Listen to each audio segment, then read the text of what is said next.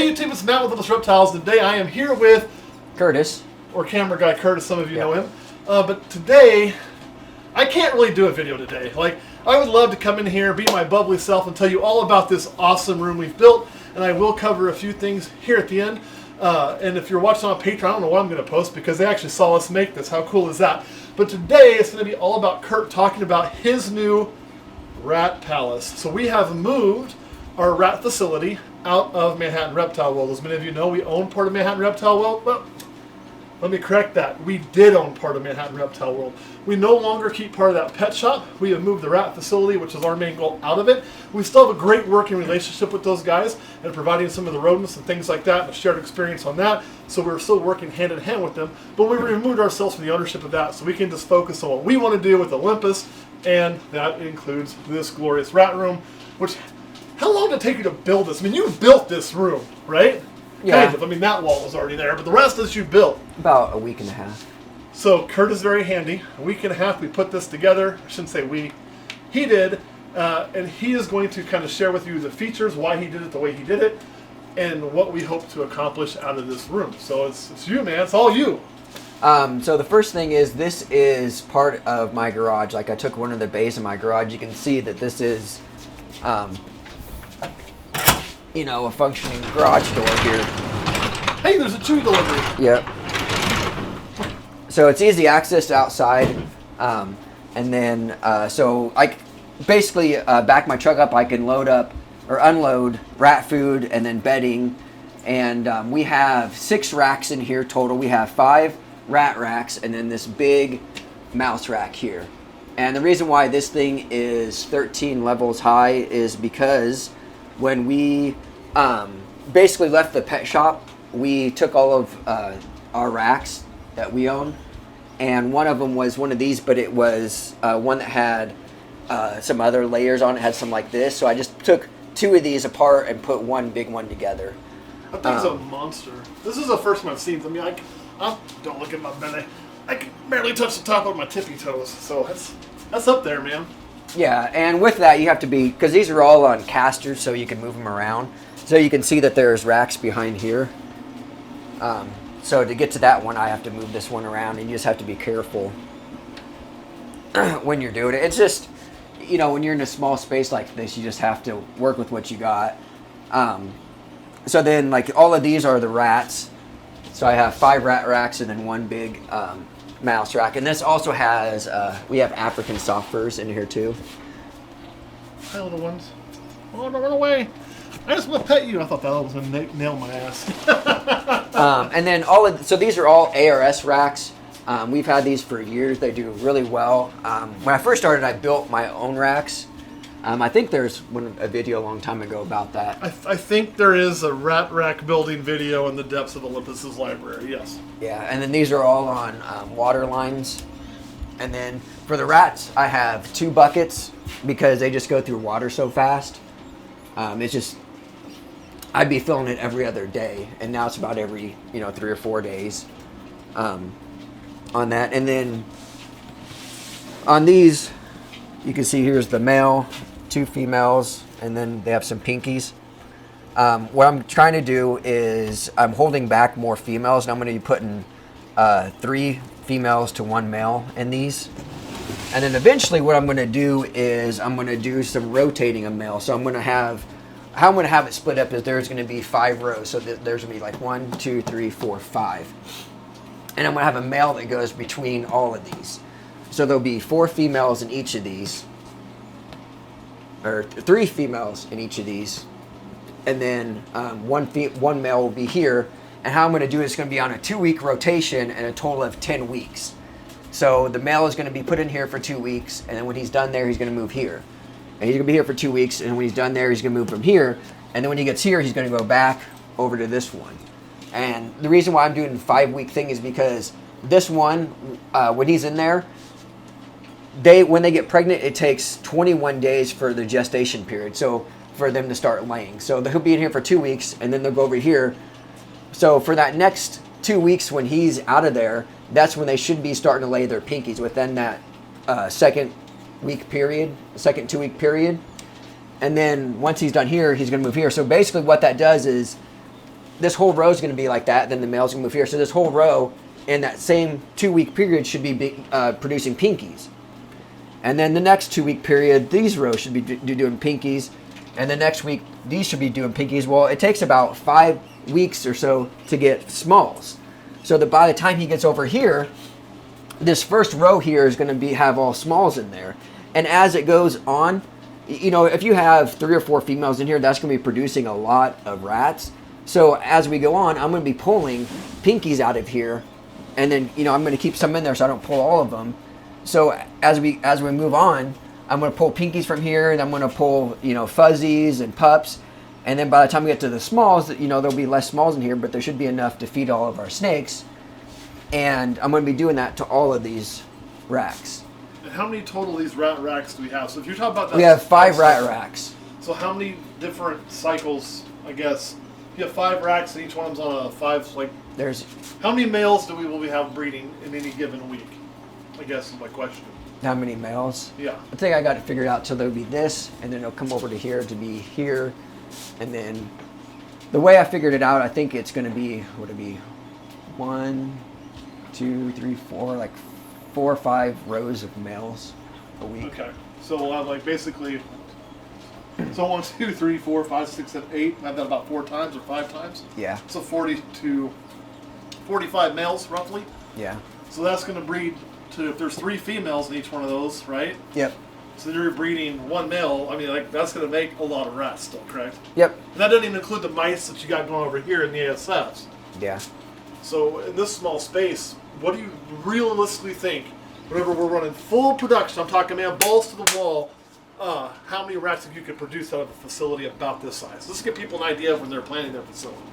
I'd have to sit down with all the numbers, but I think when we figured it out, it was going to be like 500 to 600 a week.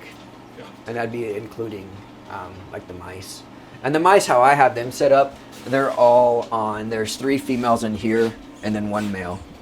And then you can see all the babies that they're having.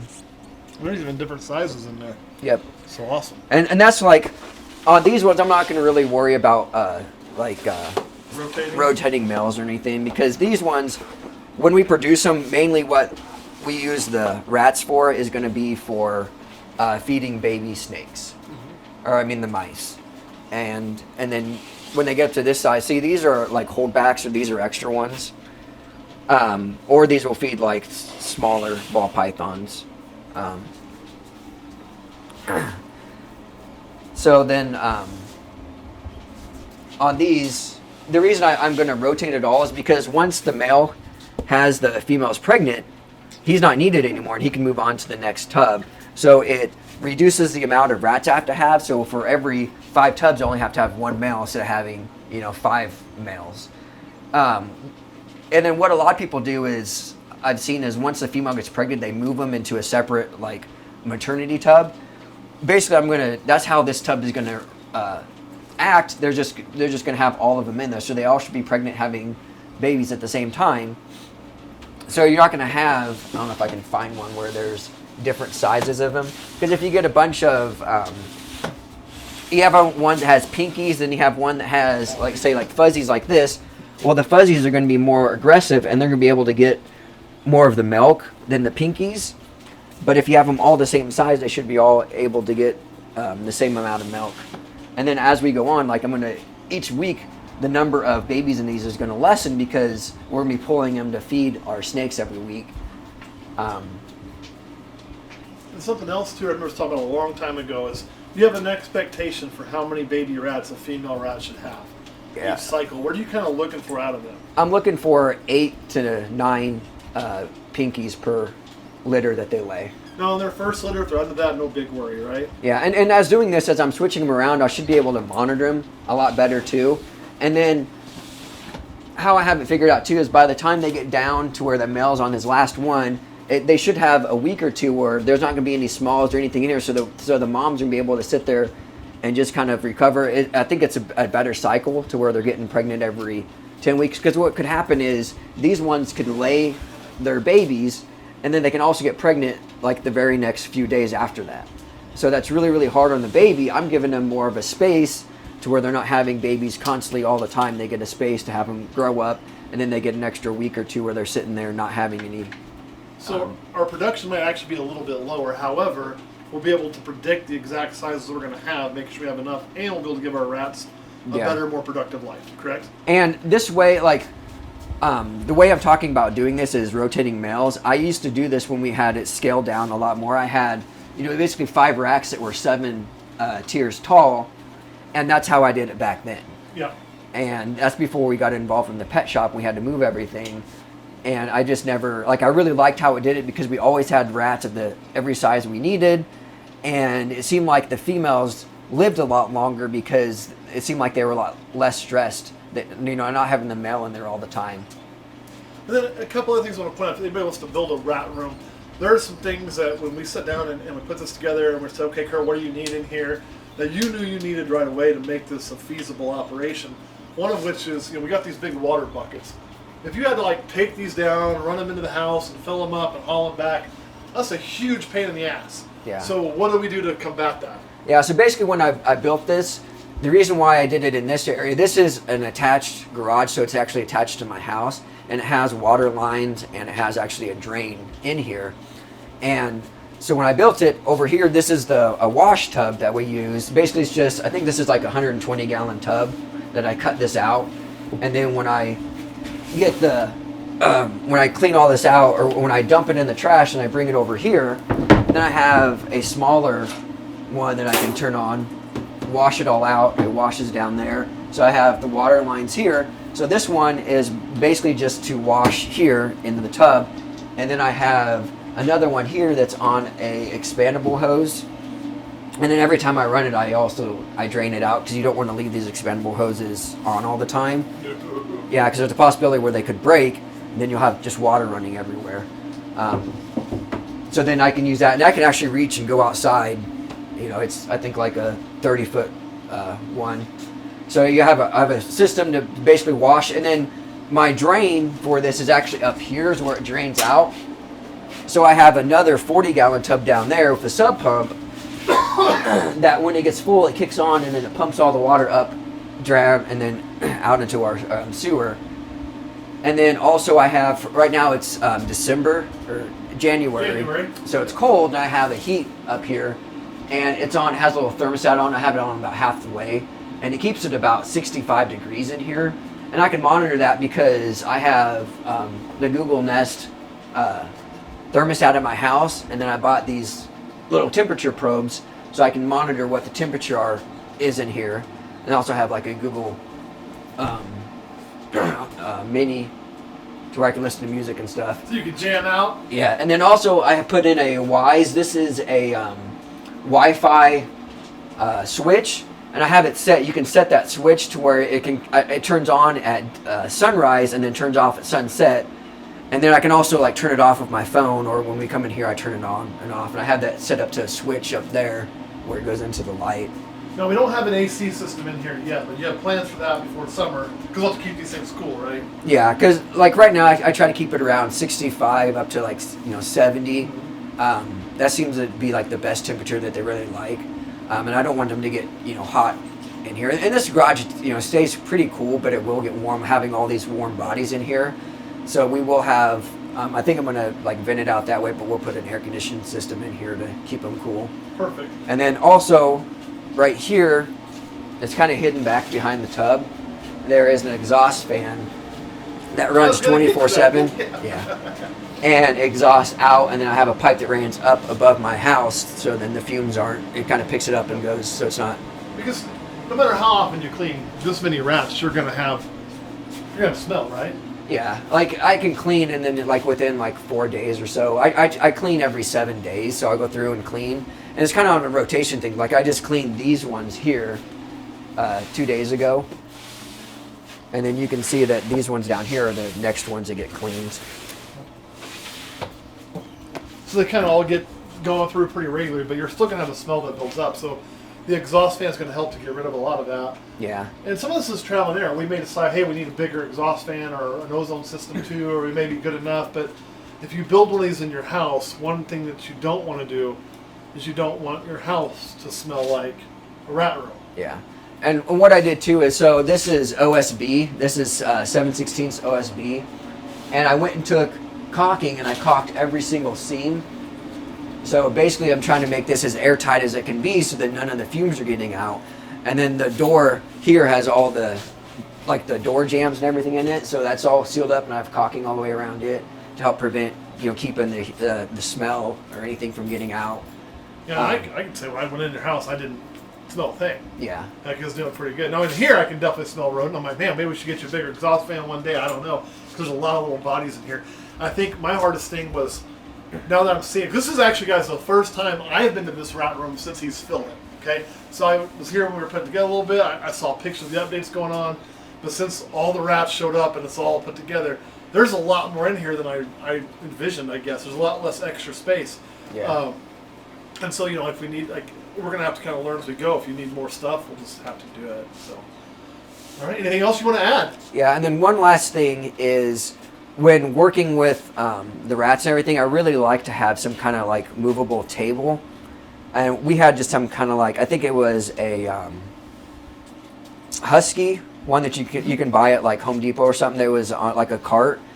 And instead of buying one, like when I built this rack, I actually had extra levels. So that's what I turned this into here. So I use this. This has, here has like my rubber gloves. And I keep, just all my supplies in all of these tubs here. Extra water lines, extra nipples. And then everybody loves an extra nipple. Yeah, then the next row, so this is all plumbed. And what I do is when I'm not using this, I actually hook it up to here. So then it gets water off of here and then runs through all these. And this is where I keep like, some extra rats that we have. So then these two rows are rats and then these two are for supplies. Then all I did is this is a 2x12 that I put up here and it kind of makes it, the same level. So when I'm putting tubs or if I'm working here, I have basically a table that we didn't really pay for. Instead of going and buying one, I just took it out of this and we still use it. We could probably even take this hopper off if you wanted, put another piece there and give you a bigger one. Yeah, but I don't know, in the future, I don't know if I would use it for.